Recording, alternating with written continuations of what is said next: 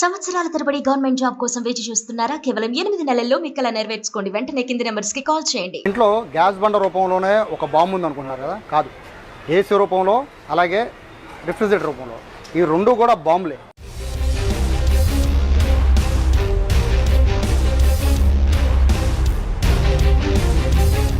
నిన్న చార్మినార్లో జరిగిన ఘటన చూసాం కదా, చాలా దారుణమైన ఘటన. ఏసీ కంప్రెషర్ పేలిపోయి అందులో ఉన్న ఈ గ్యాస్ లీక్ అయిపోయి దాదాపుగా 17 మంది దుర్మరణం పాలయ్యారు. చాలా బాధాకరమైన ఘటన. 2 తెలుగు రాష్ట్రాలనే కాదు, దేశం మొత్తాన్ని కూడా కదిలిచేసింది.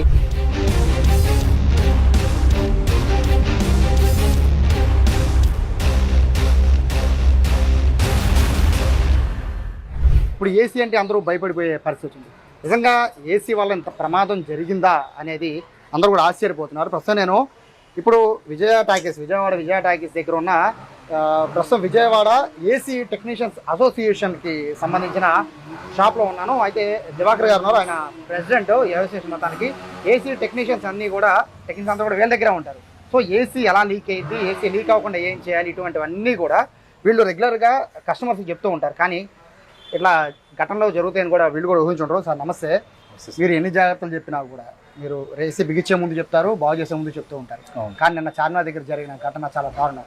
సో దానికి ప్రధాన కారణం ఏసీ కంప్రెషర్ పేలిపోవడం, గ్యాస్ లీక్ అవ్వడం అంటున్నారు. అవునండి, గ్యాస్ అనేది రకరకాలైన లీకేజెస్ ప్రాబ్లం ఉంటాయండి. ఇక్కడ ఫస్ట్ లీక్ ప్రాబ్లం ఏంటంటే సర్వీస్ ప్రాబ్లం.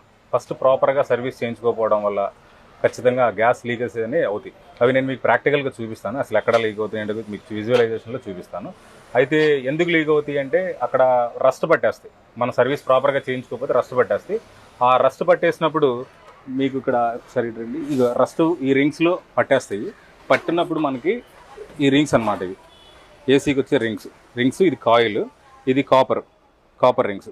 ఇక్కడ ఏమవుతుందంటే సర్వీస్ ప్రాపర్గా సర్వీస్ లేకపోవడం వల్ల ఇక్కడ ఏమవుతుందంటే మొత్తం స్కేల్ ఫామ్ అయిపోయి ఈ స్కేల్ అనేది ఇక్కడ ఉన్నదంతా ఆటోమేటిక్గా దీన్ని తినేస్తుంది. ఈ కాపర్ని తినేయడం వల్ల ఇక్కడ హోల్ పడిపోద్ది.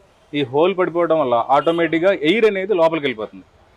లోపలికి వెళ్ళిపోవడం వల్ల ఎయిర్ లోపలికి వెళ్తే ఆటోమేటిక్గా లోపల ఉన్న కంప్రెసర్లో ఆయిల్ కూడా మిక్స్ అయి ఉంటుంది. ఆయిల్ మిక్స్ అవ్వడం వల్ల ఏమవుతుందంటే ఆటోమేటిక్గా మనకి ఎప్పుడైనా సరే ఆయిల్ లోపల కంప్రెసర్లో రొటేట్ అవుతున్నప్పుడు ఆయిల్ ప్లస్ మన ఆక్సిజన్ రెండు మిక్స్ అయితే ఆటోమేటిక్ ఫైర్ అనేది జనరేట్ అయిపోతుంది. అది ఫుల్ కంప్రెస్ అయినప్పుడు ఆటోమేటిక్ ఫైర్ అనేది జనరేట్ అవుతుంది. ఆ విధంగా ఏసీలు అనేవి బ్లాస్ట్ అవుతాయి. ప్లస్ అదిగాక ఇప్పుడు ఏమైందంటే పాత రోజుల్లో మనకి ఏసీలు చాలా తక్కువ, బ్లాస్టింగ్స్ అనేవి మనం చాలా తక్కువ చూసాం. ఇప్పుడు ఈ మధ్య కాలంలోనే బాగా ఎక్కువ చూస్తున్నాం.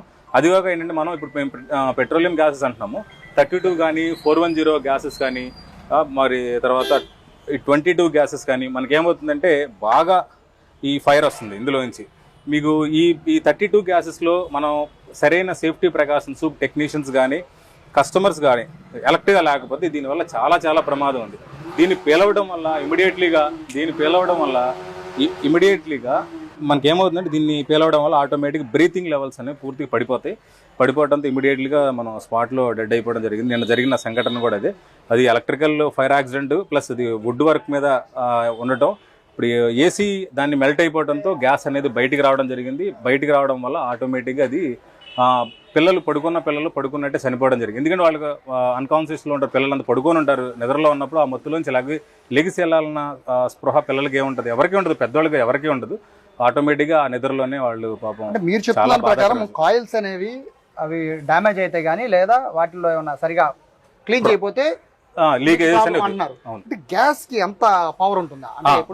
అంటే అందరూ కూడా ఏసీలో గ్యాస్ అయిపోయింది, జాగ్రత్త చూసుకోమని చెప్తారు. ఫస్ట్ మీ టెక్నీషియన్స్ కూడా వస్తూ ఉంటారు, గ్యాస్ లీకేజ్ గురించి చెప్తూ ఉంటారు. అయినా కూడా ఎలా గ్యాస్ లీక్ అవుతుంది? ఇక్కడ గ్యాస్ లీక్ అవడం అనేది ఏమవుతుందంటే సార్, అయినా ఏమో లీక్ అనేది మాత్రం 100% ఈ కాయిల్స్ లోనే లీక్ అవ్వాలండి. లేదంటే మాత్రం అసలు ఎక్కడ లీక్ అవ్వదు, 100% లీక్ అవ్వదు. కాయిల్సే మెయిన్, కాయిల్లో నుంచి లీక్ అవుతుంది. ప్రాపర్గా వీళ్ళు కనుక సర్వీస్ కనుక చేయకపోతే, ఇప్పుడు వచ్చే కొన్ని కంపెనీస్ ఉన్నాయి, అంటే వేరే కంపెనీల గురించి ప్రస్తావన చేయలే కానీ కొంతమంది టెక్నీషియన్స్ ఏం చేస్తారంటే కెమికల్ వాషెస్ అని ఆయన చేంజ్ చేసుకుంటూ ఉంటారు. కెమికల్ ఏమవుతుంది, పూర్తిగా పర్ఫెక్ట్ సర్వీస్ చేయకపోతే కెమికల్ లేయర్ ఫామ్ అయిపోద్ది. కెమికల్ కొట్టిన తర్వాత వాటర్ సర్వీస్ అనేది పర్ఫెక్ట్గా చేయాలి. అది చేయకపోతే ఎంతో కొంత లోపల ఇంజెక్ట్ అయ్యి ఉండిపోతుంది. ఆ ఇంజెక్ట్ అయ్యి ఉన్నది ఆటోమేటిక్ పైపులను తినేయడం, అది గ్యాస్ బయటికి రావడం, ఆటోమేటిక్ తెలియక కస్టమర్ ఆన్ చేయడం, అది బ్లాస్ట్ అవ్వడం అనేది జరుగుతుంది. మెయిన్ బ్లాస్టింగ్ అయితే కనుక సర్వీస్ ప్రాపర్ సర్వీస్ లేకపోతే అంటే మనకేంటంటే ప్రాపర్ టెక్నీషియన్స్ 100% వర్త్ఫుల్ టెక్నీషియన్స్తోనే మన కస్టమర్లు సర్వీస్ చేయించుకుంటే మంచిది అనేది నా ఉద్దేశం. సీనియర్ టెక్నీషియన్స్ అంటే ఇక్కడ లీకేజ్ అనేది ప్రధాన అంశం సార్. గ్యాస్ అయిపోయిందో లీక్ అవుతుందో అనేది ఎలా గ్రహించాలి? అంటే ఇప్పుడు పిల్లలు లేదా ఇంట్లో పెద్దవాళ్ళు ఏసీ ఆన్ చేస్తారు, కూలింగ్ వస్తుంది, బట్ వాళ్ళు తెలుస్తుంది, బట్ అందులో ఎలా తెలుస్తుంది లీక్ అవుతున్నట్టు ఎలా తెలుస్తుంది? అసలు ఒకటండి, లీక్ అయితే మాత్రం అసలు మనకి ఏమీ తెలియదు. కూలింగ్ రాకపోతే ఆటోమేటిక్గా ఇంకేమవుతుందంటే కంప్రెసర్ బయట ఆన్ అవుతా లోపల కూలింగ్ రావట్లేదంటే ఏసీ గ్యాస్ లీక్ అయింది అని అర్థం. ఎక్కడ లీక్ అయింది అన్నది మనం ట్రేస్ అవుట్ చేసి దాన్ని పట్టుకోకుండా ఇప్పుడైనా కొంతమంది టెక్నీషియన్లు ఆటకాయతనంగా ఆటోమేటిక్గా అది వెళ్ళిపోయి గ్యాస్ అనేది వ్యాక్యూమ్ పెట్టాలి. యాక్చువల్లీ వ్యాక్యూమ్ కూడా చేయాలి. ప్రాపర్ వ్యాక్యూమ్ చేయకుండా గ్యాస్ ఎక్కిస్తాను అనుకోండి, ఆటోమేటిక్గా గ్యాస్లో కూడా కొన్ని మాలిక్యూల్స్ ఉండిపోయి లోపల ఉన్న ఎయిర్తో మిక్స్ అయిపోయి గ్యాస్ లోపలికి వెళ్ళిపోతుంది. దానికి కావాల్సినంత సఫిషియెంట్ గ్యాస్ ఎక్కకుండా తక్కువ గ్యాస్ ఎక్కుతుంది. ఎక్కడం, దాని మీద కంప్రెసర్ మీద లోడ్ పడడం, బ్లాస్ట్ అవ్వడం కూడా జరుగుతుంది. అదొక కారణం అవుతుంది. ఇక్కడ ప్రధానమైన లీకేజ్ కారణం ఏంటి అంటే మాత్రం 100% సర్వీస్ ప్రాబ్లం వల్లే అవుతాయి. అంతకు మించి అసలు లీక్ అనేది అవ్వదు. ఇప్పుడు మనం ఏంటంటే జనరల్గా మనకున్న చిన్న మైనస్ ఏంటంటే ప్రతి కస్టమర్ ఏమనుకున్నాడంటే నాకు సమ్మర్లో ఏసీ ఉంటే చాలు, మాకు మిగతా టైంలో ఏసీ అవసరం లేదు అనుకుంటారు. కానీ ఇక్కడ ఏమవుతుందంటే ఇప్పుడు వచ్చే గ్యాస్ పాత గ్యాసెస్ కాదు, ఇప్పుడు వచ్చే లేటెస్ట్ గ్యాసెస్ అన్ని కంపల్సరీగా డైలీ వాడాలి. వాడకపోతే ఏమవుతుంది అంటే ఆటోమేటిక్గా ఈ ఏదైతే గ్యాస్ ఉందో అట్లా స్టాగ్నేట్ అయిపోయి ఆ స్టాగ్నేట్ అయిపోయిన గ్యాస్ కాపర్ పైపుని తినేస్తూ ఉంటుంది. దానివల్ల కూడా లీకేజ్ అయ్యే ఛాన్సెస్ ఎక్కువ ఉంది. అందుకనే కంప్రెసర్ మేము సీనియర్స్ టెక్నీషియన్స్ అందరూ ఏం చెప్తారంటే కంపల్సరీగా రోజులో 1 గంట అయినా ఏసీ ఆన్ చేసుకోండి.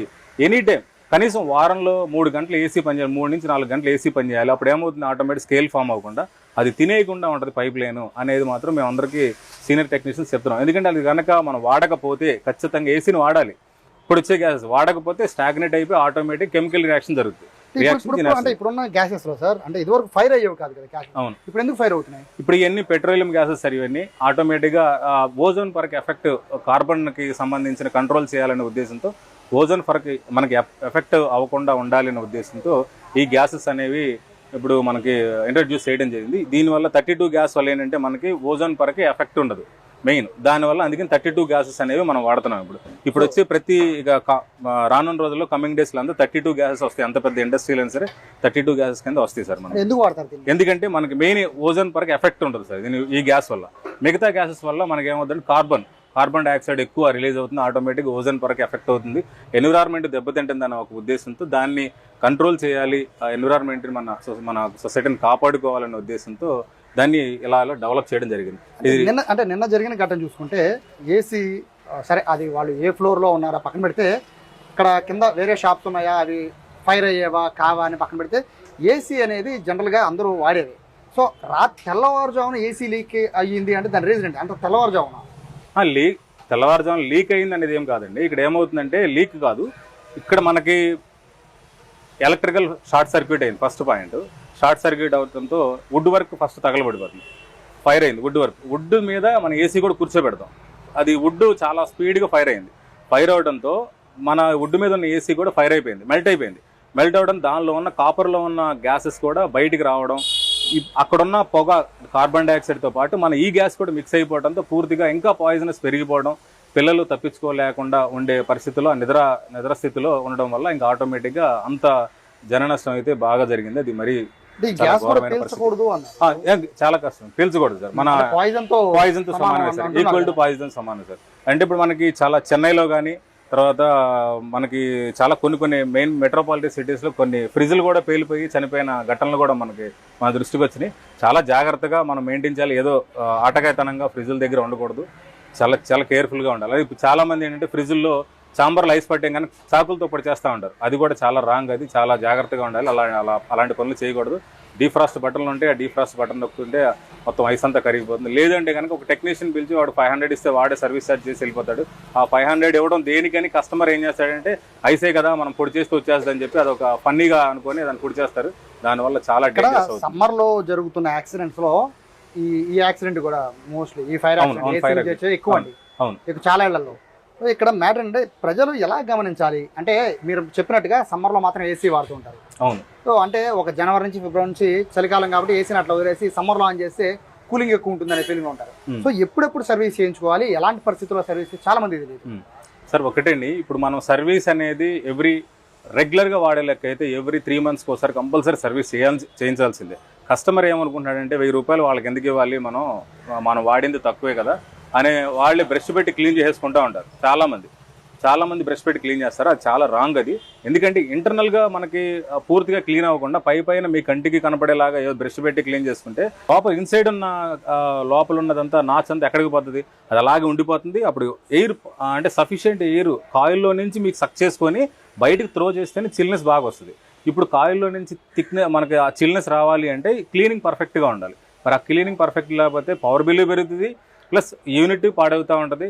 దానివల్ల మన ఆరోగ్యాలు పాడైపోతాయి. మెయిన్ ప్రాబ్లం సమ్మర్లో అట్మాస్ఫియరిక్ టెంపరేచర్ ఎక్కువైనప్పుడు మనకేమవుతుందంటే మన రూమ్లో టెంపరేచర్ మనకి చాలామందికి ఒక మైనస్ బాగా అలవాటు ఏంటంటే 22 degrees మీద పెట్టేసుకుంటారు లోపల.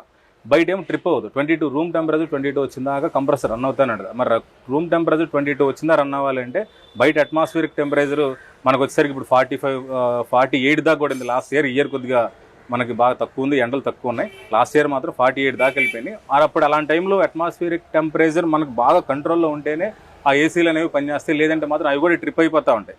ఇప్పుడు ట్రిప్ అవ్వకుండా అలాగే ఏదైనా చేసి అలా పని చేసినాయి అనుకోండి, చేస్తే ఏమవుతుందంటే ఓవర్ హీట్కి కూడా బ్లాస్ట్ అయ్యే ఛాన్సెస్ ఎక్కువ ఉన్నాయి. ఇప్పుడు వచ్చే గ్యాసెస్కి ఓవర్ హీట్, ఎందుకంటే అది ప్రెషర్ ఎక్కువ తీసుకుంటుంది గ్యాస్, దానివల్ల కూడా బ్లాస్ట్ అయ్యే ఛాన్సెస్ ఎక్కువ ఉన్నాయి. దాన్ని కూడా దృష్టిలో పెట్టుకోవాలి. ప్రాపర్గా సర్వీస్ మాత్రం ఎవ్రీ 3 monthsకి ఒకసారి కంపల్సరీ రెగ్యులర్గా వాడేవాళ్ళు చేయించుకోవాలి. సో ఫైనల్గా చెప్పండి సార్, ఏసీల పేలిపోవడం అనే దాంట్లో చూస్తే పాత ఏసీలు కొత్త ఏసీలు అని ఒక వాదన వస్తుంది. పాత ఏసీలు పాడైపోతే దాని సర్వీస్ పేలిపోతాయి, కొత్త ఏసీలు కొత్తవి కదా 5 star రేటింగ్లో ఉన్నాయి కదా పెద్ద ప్రాబ్లం ఉండదు అనే 2 అపోహలు ఉన్నాయి. అది నిజంగా అపోహ నిజమా? లేదండి, అపోహ అని కాదులే. కానీ ఇక్కడ ఏమవుతుందంటే ఏ ఏసీ అయినా ఫంక్షనింగ్ ఒకటేనండి. పాత ఏసీ లేదు, కొత్త ఏసీ, ఫంక్షనింగ్ అంతా ఒకటే. దానిలో వాడే గ్యాసెస్ మన మెయింటెనెన్స్ మన పర్ఫెక్ట్గా ఉండాలి. నేను ఫస్ట్ చెప్పేది ఏంటంటే కస్టమరు ప్రాపర్ టెక్నీషియన్ దగ్గర మీరు సర్వీస్ చేయించుకోకపోతే ఎవరో తెలిసిన వాళ్ళు వీళ్ళు తక్కువ చేస్తారు, వాళ్ళు తక్కువ చేస్తారు అని చేయించుకుంటే మాత్రం 100% ఇలాంటి సిచ్యువేషన్స్ ఎదురవుతాయి. ప్రాపర్గా సర్వీస్ చేయించుకోండి. ఒక సీనియర్ టెక్నీషియన్ గైడ్లైన్స్ తీసుకొని చేయించడం వల్ల దానివల్ల చాలా మనకు ఉపయోగం. నేను బయట ఆన్లైన్లో మనకి ఏమవుతుందంటే 300కే 499కే సర్వీసులు చేస్తాం అదని అంటూ ఉంటారు. కానీ దీనివల్ల ఏమవుతుంది, మనకి వాళ్ళు ప్రాపర్గా సర్వీస్ అవుతుందా అంటే అది ఎంత మటుకు కరెక్ట్ తెలియదు. ఇక్కడ మేమవుతుంది ఫుల్ ఫ్లెడ్జ్డ్గా ఒక ఏసీ తప్ప ఇంకొకటి ఏమి చేయం. మేము మా షాపుల్లో ఒక ఎయిర్ కండిషనింగ్కి సంబంధించి రిఫ్రిజిరేషన్ సెక్టర్కి సంబంధించిన మాత్రమే చేస్తాం. దీనివల్ల ఏమవుతుంది, మా ఫోకస్ అంతా దాని మీదే ఉంటుంది. దానివల్ల మీకేమవుతుందంటే ఎక్కడ ఏ ప్రాబ్లం వస్తుందన్నా సరే ఇమీడియట్లీ కస్టమర్కి మేము ఫార్వర్డ్ చేయడం, దాన్ని ఆ కాస్ట్ కటింగ్ అనేది వాళ్ళకి తగ్గుతుంది. ప్లస్ 2 సర్వీస్ కూడా ప్రాపర్గా అవుతుంది. అది మెయిన్. సో ఇది దివాకర్ గారు చెప్తున్నారు. ఆయన ఏసీ టెక్నీషియన్స్ అసోసియేషన్ మొత్తానికి అధ్యక్షుడు. సో వీళ్ళ దగ్గర 100 టెక్నీషియన్స్ ఉంటారు. వాళ్ళందరూ చెప్తున్న కంప్లైంట్ ఏంటి అంటే ఏసీ సంబంధించిన సర్వీస్ విషయంలోనే ప్రజలు చేస్తున్న నిర్లక్ష్యం. ఆ నిర్లక్ష్యం వల్లే ఇటువంటి గ్యాస్ లీకేజీలు కానీ కంప్రెషర్ పేలిపోవడం లాంటివి జరుగుతున్నాయి అన్నారు. ఖచ్చితంగా క్రమం తప్పకుండా పాత ఏసీనా కొత్త ఏసీనా అని పక్కన పెడితే క్రమం తప్పకుండా ఏసీలని కనుక మనం సర్వీసింగ్ చేస్తూ ఉంటే ప్రమాదాలు నివారించవచ్చు అని చెప్తున్నారు. నిన్న జరిగిన ఘటనలో అయితే 17 మంది చనిపోవడానికి ప్రధాన కారణం ఏసీకి ఉపయోగించే కంప్రెషర్లో నింపే ఈ గ్యాస్. సో ఇవన్నీ వీటిని దృష్టిలో పెట్టుకొని సమ్మర్ కదా అని లైట్ తీసుకోకుండా ఖచ్చితంగా ఏసీ సర్వీస్ మీద ప్రజలంతా దృష్టి పెట్టాలని చెప్పి సుమన్ టీవీ కోరుకుంటుంది. కెమెరా పర్సన్ కృష్ణతో సాయి, సుమన్ టీవీ, విజయవాడ.